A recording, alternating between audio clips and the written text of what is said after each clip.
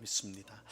오늘은 지난 주일에 이어서 이 모세가 이스라엘의 각 지파에게 축복을 한 내용을 계속해서 살펴보도록 하겠습니다.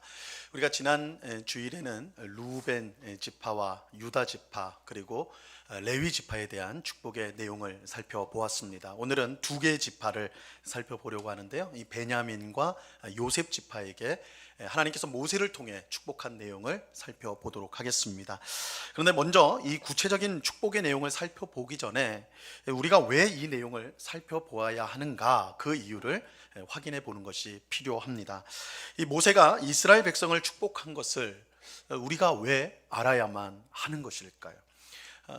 우리가 이스라엘 백성이면 몰라도, 우리가 유대인이면 몰라도, 우리 조상이 유대인이다 그러면 우리 조상을 향한 축복의 내용이니까 우리와도 연관이 있을 것 같은데, 그 이스라엘은 우리와 전혀 상관없는 저 멀리 있는 그런 사람들인데 왜 우리가 그들이 받은 축복의 내용을 살펴봐야 합니까?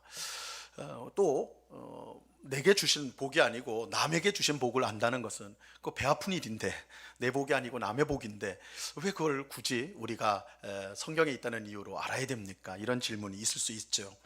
하지만 그렇지 않습니다. 이스라엘 백성은 우리와 전혀 상관없는 남이 아니에요.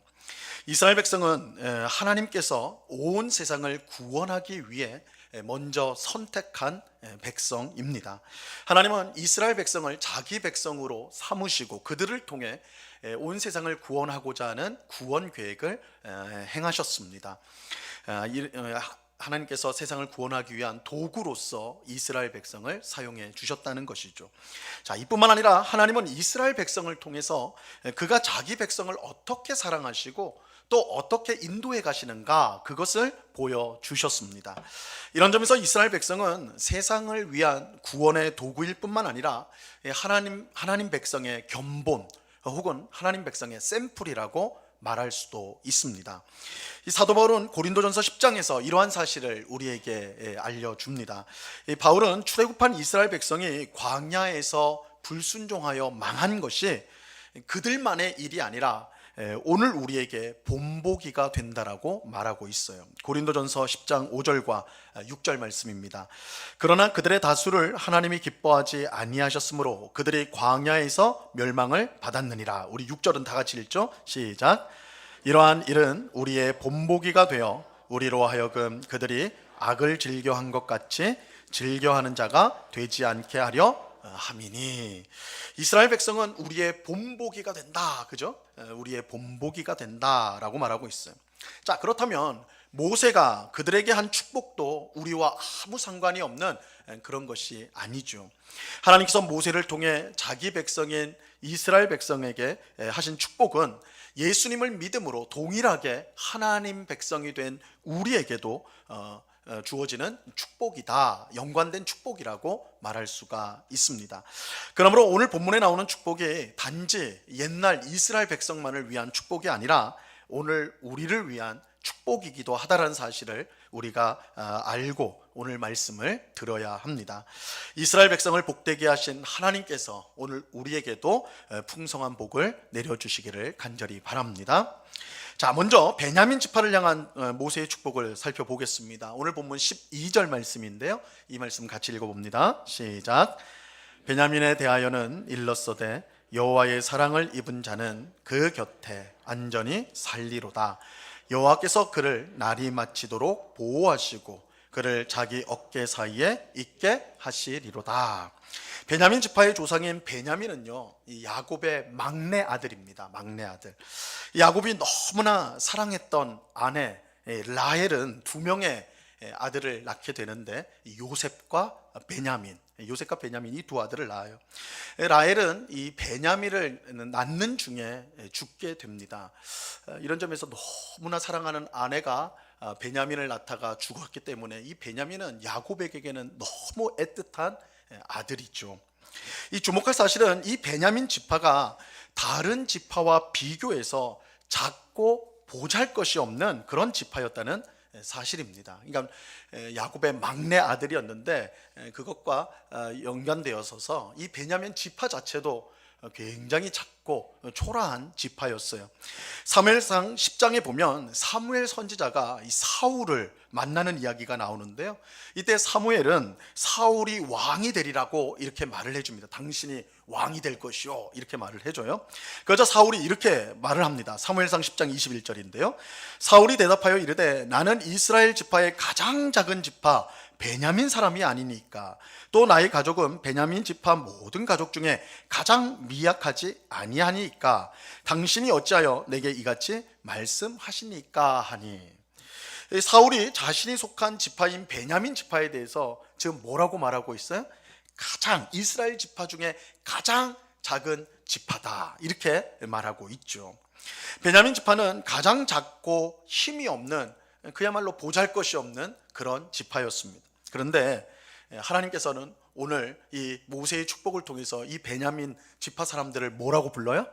여호와께 사랑을 입은 자, 여호와께 사랑을 입은 사람들이라고 부르고 있습니다. 하나님은 왜 베냐민 지파를 사랑하셨을까요? 베냐민 사람들에게는 그럴 이유가 없어요. 그죠? 왜냐하면 그들은 작고 힘이 없는, 보잘것없는 지파였기 때문입니다. 자, 그렇다면 하나님께서 베냐민 지파를 사랑하신 이유는 다른 데 있는 것이 아니라 하나님 자신에게 있다라는 사실을 알 수가 있습니다. 왜냐하면 베냐민 지파는 그 자체로는 사랑할 만한 이유가 없어요. 뾰족한 이유가 없어요. 그렇다면 하나님께서 베냐민 지파를 사랑한다는 것은 하나님 자신에게 이유가 있는 것이죠. 여러분, 하나님은 세상과 다릅니다. 여러분, 세상은 어떤 사람을 사랑합니까? 여러분, 세상에서 살면서 어떤 사람이 사랑을 받습니까? 크고 힘이 있고 자랑할 것이 많은 사람이겠죠. 세상에서 사랑받으려면 돈이 많든지 얼굴이 멋있고 예쁘든지 아니면 능력이 많든지 이런 이유가 있어야 되는 거예요. 그죠? 그런 이유가 있어야지 사랑을 받습니다. 사랑할 만한 이유가 있어야 사랑을 받는 것, 이것이 이제 세상에서의 사랑이죠. 얼마 전에 이제 제가 TV를 잠시 보았는데 막 다른 채널을 돌리다가 딱 한 장면을 보고 딱 멈췄어요. 왜 멈췄냐면 어떤 여자가 나오는데 사귀는 남자랑 이제 싸우고 있는 거예요. 막 말다투고 있는 거예요. 여러분, 세상에서 가장 재밌는 구경이 뭐죠? 남이 싸우는 거예요. 싸움 구경이 제일 재밌잖아요. 그래서 채널을 못 넘기겠더라고요. 그래서 그거를 이제 조금 보는데, 왜 싸웠느냐? 이 여자분은 이제 사귄 남자랑 이제 결혼 전인데 하여튼 둘이 막 싸우는데 왜 싸웠느냐? 이 여자는 남자한테 너무너무 잘해요.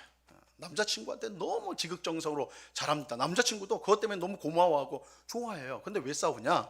이 여자는 자기 남자친구가 항상 자기를 떠날까봐 두려운 마음이 그 속에 있는 거예요. 언제든지 자기를 떠날까봐 그 걱정으로 늘 예민해 있는 거예요. 그래서 조금만 갈등이 생겨도 자기를 떠날까봐 예민해지고, 그래서 말다툼이 일어나고 싸움이 생기는 거예요. 그럼 왜 그렇게 남자친구가 떠날까봐 그렇게 걱정하느냐? 이유가 있어요. 이 여자가 못생겼어요. 이제 이거는 제 판단이 아니고 그 여자분이 이제 말을 하는 거예요. 자기가 세상에서 가장 못생긴 여자라고 자기는 생각을 하고 있는 거예요. 근데 제가 볼 때는 평범하거든요. 제가 볼 때는 평범해 보여요. 그런데 스스로는 세상에서 가장 못생긴 여자라고 생각을 하는 거예요. 그래서 내가 못생겼기 때문에 내 남자친구가 언제든지 나를 떠날 수 있다, 이렇게 생각을 하고 있는 거예요. 그래서 예민해지는 거예요. 늘 잘해주다가도 예민해서 싸우고 이런 일들이 반복되더라는 것이죠. 근데 그 프로그램이 상담 프로그램이에요. 상담. 그래서 이 여자의 문제를 가지고 상담을 하는데, 솔루션이 뭐냐, 해결 방안이 뭐냐, 거기서 되게 신선하다고 할까요? 충격적이라고 할까요? 해결 방안은 성형수술이었어요. 성형수술. 그래서 그 상담사들이 모이는 게 아니라 성형의사들이 한 6명이 모여가지고 그 여자의 얼굴을 어떻게 고쳐야 될까 막 의논을 하더라고요. 그리고 실제로 수술을 했어요. 그래서 그 이제 방송에 나오는데 얼굴을 베일을 탁 해가지고 나와가지고 싹 이제 베일을 벗기는 거죠. 근데 제가 보니까 진짜 한국 의술의 이 놀라움이라는 것이 완전히 딴 사람이 돼버린 거예요. 완전히 딴 사람이 돼버렸어요. 이전 것은 지나갔으니 보라 새 것이 되었도다. 새 것이 되었어. 새 것이. 이 여자도 너무너무 만족하는 거예요. 너무 만족하는 거예요. 왜냐하면 이제 남자친구가 안 떠날 거라는 거예요. 내 얼굴이 예뻐졌으니까. 제가 이 말씀 드리는 것은 이것이 옳은 일이냐 그런 일이냐 그 말씀 드리려는 건 아니에요. 단지 세상은 사랑할 이유가 있어야 사랑한다는 것을 말씀드리려는 거예요. 나를 사랑할 이유가 내게 있어야 되는 거예요. 그죠? 그게 세상의 사랑이에요. 하지만 하나님은 그렇지 않습니다. 하나님은 그렇지 않아요. 하나님께서 우리를 사랑하시는 것은 우리에게 사랑할 만한 이유가 있기 때문이 아닙니다. 만약 그렇다면 베냐민 지파는 하나님의 사랑을 입은 자가 절대 될 수가 없겠지요. 그들은 사랑받을 만한 조건, 이유가 없는 지파였습니다. 자, 그런데 이것은 이스라엘 민족도 마찬가지. 이스라엘 민족도 마찬가지. 베냐민 지파가 다른 지파와 비교해서 작고 힘이 없는 지파였다면 이스라엘 민족은 다른 민족과 비교해 볼 때 자랑할 게 하나도 없는 그런 민족이었습니다. 그런데도 하나님은 그런 이스라엘 민족, 사랑할 만한 이유가 없는 이스라엘 민족을 사랑하셨어요. 자, 그 이유가 신명기 7장 7절과 8절에 나옵니다. 여호와께서 너희를 기뻐하시고 너희를 택하심은 너희가 다른 민족보다 수요가 많기 때문이 아니니라. 너희는 오히려 모든 민족 중에 가장 적으니라. 8절은 같이 읽죠. 시작. 여호와께서 다만 너희를 사랑하심으로 말미암아 또는 너희의 조상들에게 하신 맹세를 지키려 하심으로 말미암아 자기의 권능의 손으로 너희를 인도하여 내시되 너희를 그 종되었던 집에서 애굽 왕 바로의 손에서 속량하셨나니. 자, 하나님은 이스라엘 민족이 모든 민족 가운데 가장 작은 민족이다 이렇게 말씀하세요. 이 말씀의 뜻이 뭐예요? 이스라엘 민족은 사랑할 만한 이유가 없다는 거예요. 이스라엘 민족은 사랑할 만한 어떤 매력이든지 능력이든지 뭔가를 갖고 있지 않다. 이 가장 작은 민족이다라는 거예요. 근데 그런데도 불구하고 하나님은 그런 이스라엘 민족을 사랑하세요. 무엇 때문입니까? 뭐라고 말씀하세요? 8절에 여호와께서 다만 너희를 사랑하심으로 말미암아. 무슨 뜻이에요? 하나님께서 이스라엘 민족을 사랑하는 것은 다른 데 이유가 있는 것이 아니라 하나님께서 그들을 사랑하시기로 마음 먹었기 때문이라는 거예요. 내가 너희를 사랑하기로 했다. 다른 이유가 없어요. 내가 너희를 사랑하기로 했다. 이게 이유예요. 하나님께서 베냐민 지파를 왜 사랑합니까? 하나님께서 이스라엘 민족을 왜 사랑하셨습니까? 하나님께서 사랑하기로 마음 먹었기 때문이에요. 하나님의 사랑은 무조건적이에요. 그래서 언제나 변함이 없습니다. 여러분, 세상의 사랑은 조건적이고 그래서 항상 변합니다. 여러분, 얼굴이 예뻐서 사랑해요. 너무 예뻐가지고 사랑해요. 보통 남자가 여자 볼 때 얼굴, 그죠? 예뻐서 사랑해요. 근데 시간이 10년, 20년 지나면 얼굴이 변하거든요. 그럼 사랑하는 마음이 사라지는 거죠. 변해요. 이유와 조건은 변하게 돼 있어요. 그래서 사랑도 언제나 변하게 되어 있다고요. 하지만 하나님의 사랑은 영원토록 변함이 없습니다. 무조건적인 사랑이기 때문에 그래요. 하나님께서 작고 힘이 없고 보잘것없는 베냐민 지파와 이스라엘 민족을 사랑하셨다는 사실이 그 분명한 증거입니다. 그러므로 우리는 하나님의 사랑을 잃을까 봐 전전긍긍할 필요가 없습니다. 얼굴이 못생겨서 남자친구가 떠날까 봐 항상 불안에 떨었던 여자처럼 그렇게 살 필요가 없습니다. 하나님이 우리를 사랑하시는 것은 우리에게 사랑할 만한 이유가 있어서가 아니에요. 우리를 사랑하시기로 마음 먹으셨기 때문입니다. 그렇게 하나님의 사랑은 변함이 없어요. 우리가 아무리 엉망이 된다 해도 하나님의 사랑에서 끊어지지 않습니다. 그러므로 우리는 하나님의 사랑받는 백성으로 항상 감사하고 기뻐하고 또한 하나님께 영광을 돌리며 살아야 돼요. 세상에서 사랑하지 못하고 인정받지 못하다고 해서 고개 숙이고 얼굴 찡그리고 그렇게 살 필요가 없습니다. 온 세상을 창조하시고 다스리시며 모든 영광을 받기에 합당한 하나님께서 우리를 사랑해 주십니다. 하나님은 그 놀라운 사랑 안에서 우리를 안전히 지켜주시고 우리를 안아 주십니다. 하나님의 사랑에서 우리를 빼앗을 수 있는 것은 세상에 없어요. 이것이야말로 하나님이 우리에게 주시는 가장 큰 복이라고 할 수가 있습니다. 여러분, 우리가 베냐민 지파처럼 형편없는 사람이라고 해서 실망한 적이 있습니까? 세상 사람들보다 못한 삶을 살아가는 것처럼 생각되어서 낙심한 적이 있으세요? 아무도 나를 사랑하지 않는다고 생각이 되어서 우울한 적이 있습니까? 세상에서 가장 존귀하고 영광스러운 하나님께서 우리를 사랑해 주십니다. 우리에게 사랑할 조건이 있어서가 아니라 그저 사랑하기로 마음을 먹으셨기 때문입니다. 그런데 그 사랑이 얼마나 크고 놀랍냐면 하나님께서 그의 아들 예수 그리스도의 생명을 우리를 위해 내어주기까지 우리를 사랑해 주셨습니다. 이 크고 놀라운 사랑을 받은 사람이 오늘 예배하고 있는 우리 모두입니다. 우리는 이런 사실을 항상 기억해야 돼요. 이 사실을 마음에 새겨야 돼요. 그럴 때 나 자신이 얼마나 존귀한 줄 알게 되고, 이 세상에 가장 위대한 분이 나를 사랑하세요. 그건 내가 존귀하다는 뜻이에요. 내가 얼마나 존귀한지 알게 되고, 그래서 다른 사람을 진심으로 사랑하고 용서할 수가 있게 되는 것입니다.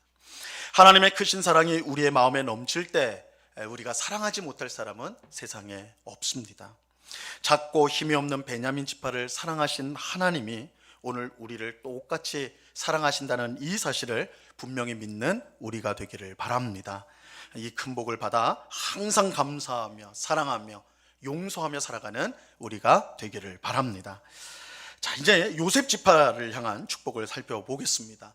이 요셉 지파를 향한 축복은 그 내용이 가장 길고, 이제 오늘 모세의 축복에 나오는 모든 지파의 축복의 내용을 비교해 보면 가장 길어요. 우리 지난주에 봤던 레위 지파도 상당히 길었잖아요.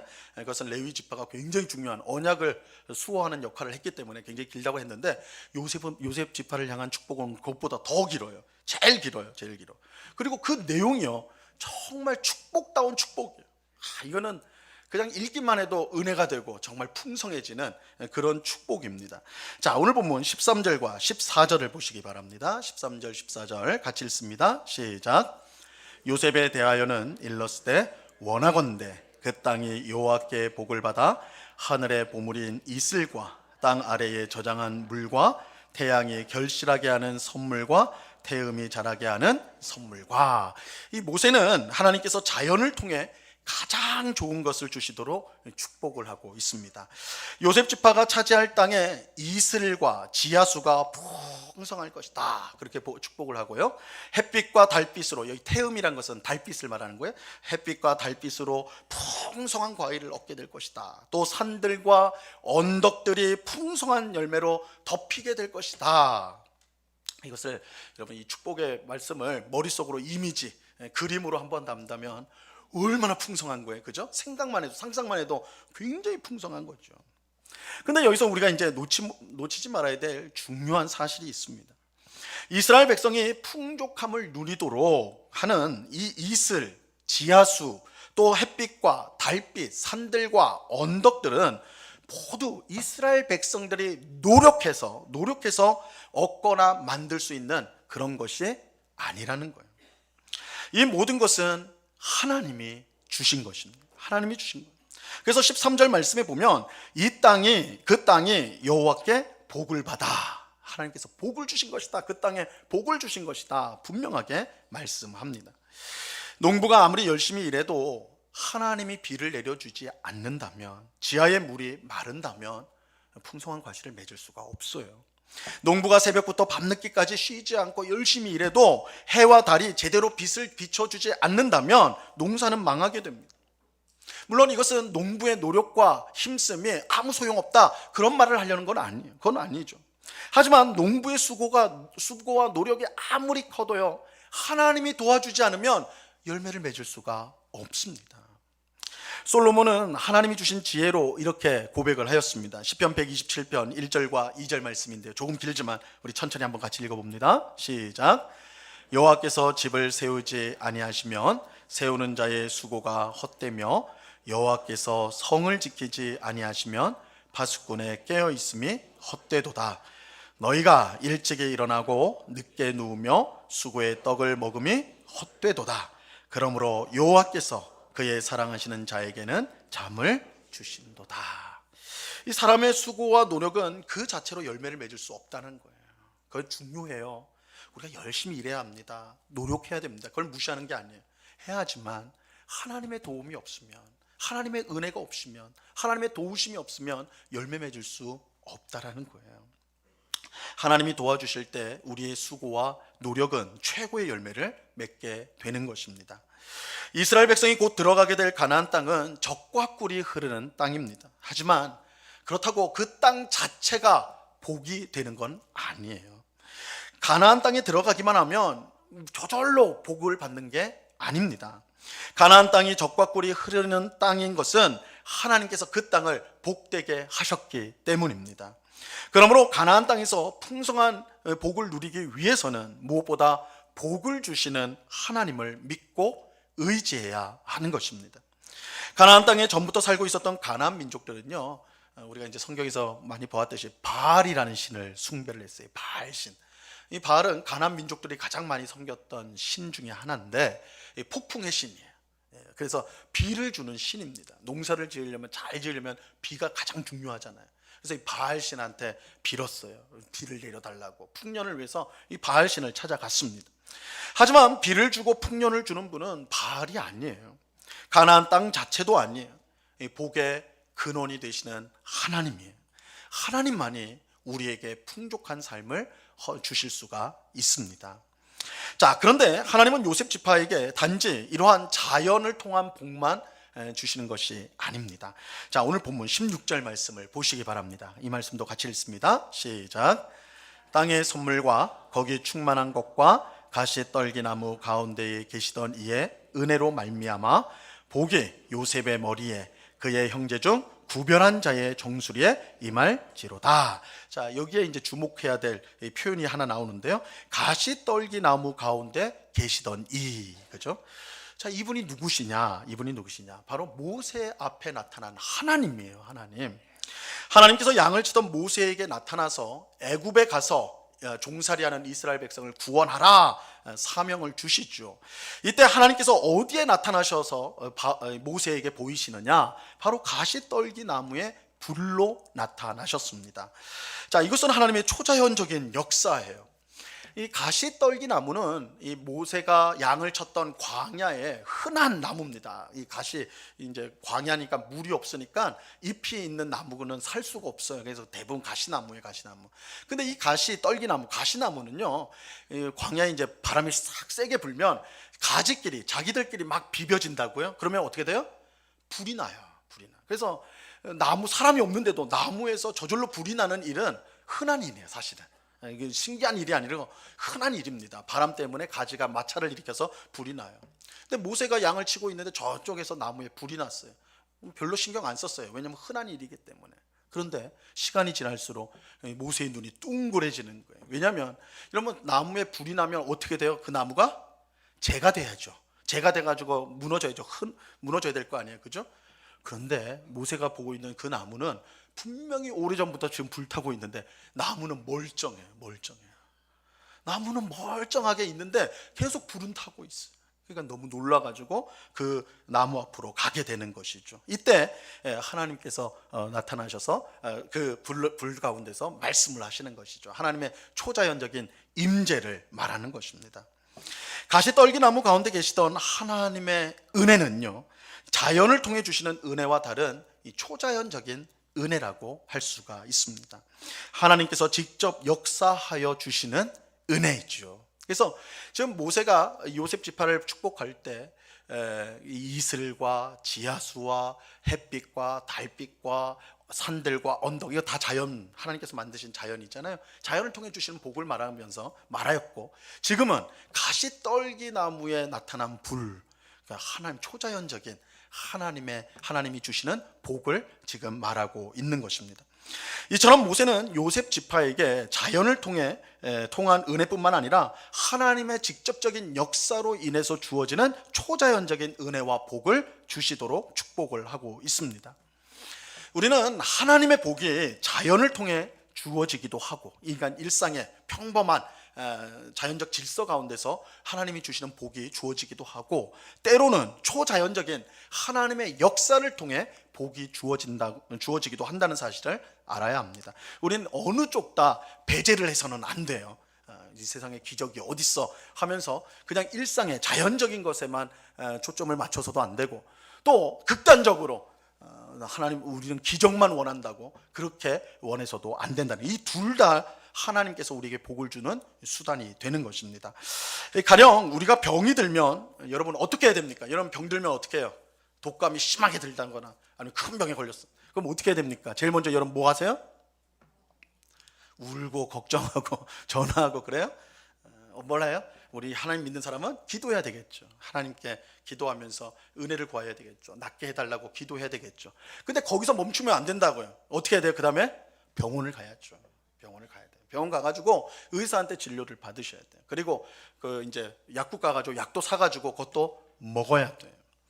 그러니까 우리는 어느 한쪽만 하나님의 복이라고 생각해요. 기도해서 낫는 것만 복이라고 생각해요. 그렇지 않아요. 둘 다 하나님이 우리에게 복을 주시는 수단이에요. 하나님은 때로는 우리의 기도를 통해 초자연적인 개입으로 우리의 병을 낫게도 하세요.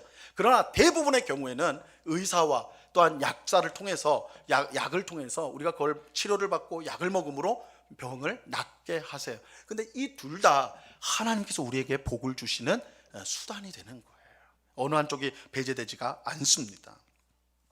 평범한 삶 속에 당연히 일어나는 일도 하나님이 베푸시는 복이란 사실을 우리는 알아야 합니다. 엄밀히 말해서 여러분 세상에는 당연한 일이 없습니다. 우리는 대부분 당연한 일들로서 살아가고 있지만 당연한 일이 없어요. 모두가 하나님께서 섭리하신 결과입니다. 그러므로 우리는 꼭 기적을 통해서만 하나님의 복을 경험하는 것은 아니라 평범한 일상을 통해서도 항상 하나님의 복을 경험한다는 사실을 기억해야 돼요. 이 둘 다, 그죠? 평범한 일상의 삶을 통해서 주시는 복, 또 하나님의 개입으로 주어지는 초자연적인 복, 이 두 개를 우리는 다 누리고 있는 것입니다. 모세가 요셉 지파를 위해 빌었던 복은 이처럼 자연을 통한 복과 하나님 역사로 주어지는 초자연적인 복입니다. 요셉에게 주어진 이 축복이 오늘 우리 모두에게도 충만히 부어지기를 바랍니다. 자, 마지막으로 우리가 이제 보게 될 것은 이 요셉 지파의 풍성한 축복은 고난을 통과한 축복이라는 사실입니다. 오늘 본문 16절 후반부에 보면요, 이렇게 말씀합니다. 그의 형제 중 구별한 자의 정수리에 임할지로다. 이것은 요셉 지파의 조상인 요셉에 대한 설명이에요. 요셉은 그의 형제 중 구별된 자라 이렇게 말씀하는데, 이것은 요셉이 형제들 가운데 지도자다 혹은 매우 존귀한 자다. 그러니까 형제들 가운데 아주 구별되어져서 아주 존귀한 자, 아주 높은 자, 지도자다라는 뜻이에요. 어떤 영어 성경은 요셉이 형제들 가운데 왕자다 이렇게 번역을 하기도 했어요. 왕자라고 표현도 했습니다. 요셉은 장자는커녕 이 막내인 베냐민 바로 위에요. 그러니까 12명의 형제 가운데 서열로 보면 10번째, 11번째. 그러니까 굉장히 아래에 있습니다. 그러니까 사실 보잘것없는 아들이죠. 장자 루벤에 비하면 나이도 어리고 뭐든지 못한 거예요. 그럼에도 불구하고 그는 형제들 가운데 가장 존귀한 자라고 말씀합니다. 자, 그렇게 말하는 이유가 뭐냐? 그것은 요셉이 잘 아시는 것처럼 애굽의 총리가 되어서 야곱의 온 가족을 기근에서 구원해 내는 위대한 일을 그가 해냈기 때문입니다. 이 요셉은 실질적인 장자의 역할을 하였어요. 그 가정을 책임지고 구원하였으니까. 그래서 역대상 5장 1절에 보면요, 이 야곱의 12아들의 장자의 명분이, 장자권이 첫째 아들인 루벤에서 요셉으로 옮겨졌다라고 말씀하고 있습니다. 그래서 요셉이 실질적인 장자예요. 그래서 그의 아들, 우리 오늘 본문에도 나오는데 에브라임과 므낫세가 두 아들이거든요. 요셉의 그 두 아들이 다 야곱에게 복을 받게 됩니다. 그래서 두 몫을 받아요. 두 몫을 받는 게 장자입니다. 그래서 요셉이 실질적인 장자가 되는 거예요. 자, 그런데 중요한 사실은 요셉이 영적인 장자가 되어서 풍성한 복을 얻는 데까지 그는 엄청난 고난을 견뎌야 했다는 사실입니다. 창세기에 잘 나오는 것처럼 요셉은 어느 날 갑자기 애굽의 총리가 된 것이 아닙니다. 어느 날 갑자기 그가 스타가 된 게 아니에요. 형들의 미움을 받아가지고요, 애굽의 종으로 팔려갔습니다. 아주 끔찍한 일이죠. 형들이요, 요셉을 너무너무 미워했어요. 그래서 그를 죽이려다가 차마 죽이지 못해서 팔아버립니다. 인신매매를 해버립니다. 돈을 받고 자기 동생을 팔아버려요. 그래서 애굽으로 종으로 팔려갑니다. 그게 요셉이에요, 요셉.